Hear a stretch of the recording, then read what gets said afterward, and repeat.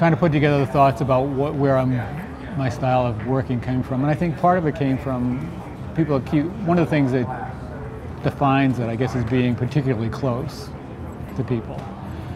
And that's pretty obvious. That comes from being profoundly shy, especially as a young person. And I found out, which is going to sound strange to people, that I could never photograph people at a distance with a long lens. I was more self-conscious about that than I was being up very close to individuals. And I had a kind of, it sounds trite to say, but I can photograph anybody that I can actually touch or get that close to.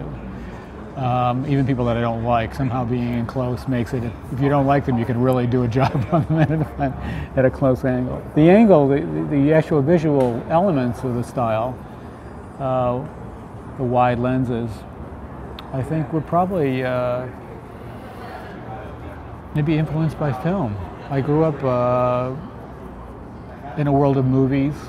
I think as a kind of isolate child, I immersed myself in films, and the films that had come to mind, I remember them. Perhaps they were. I remember seeing in later life Citizen Kane, and a great sense of depth and motion.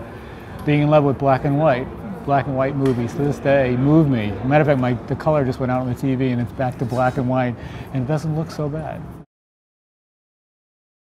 What the wide-angle lens does gives you a kind of a complexity or a discordance where everything isn't totally stable, and that's the way I feel about the world and my place in it. That I'm a little afraid of the iconic image where everything is settled and final, because I don't think that's the way the world that I live in is. And there's the things that come before, there's the things that come after, but the pictures I feel are transitory moments and not the final moment. So I think that's affected my so-called style, that they're a little bit fractured, a little bit incomplete.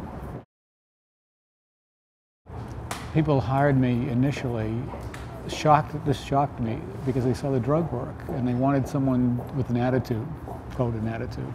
And the attitude, again, is a bit of that fractured quality we're talking about, and they wanted some advertising that felt spontaneous. So that's why I first got hired to do advertising. And I thought it was very funny at first. I said, this is ridiculous. On the other hand, it's something I came to love, because I have a blast. I have a lot of fun photographing advertising versus real life, which is and I know the difference totally. One pays the bills, one's fun.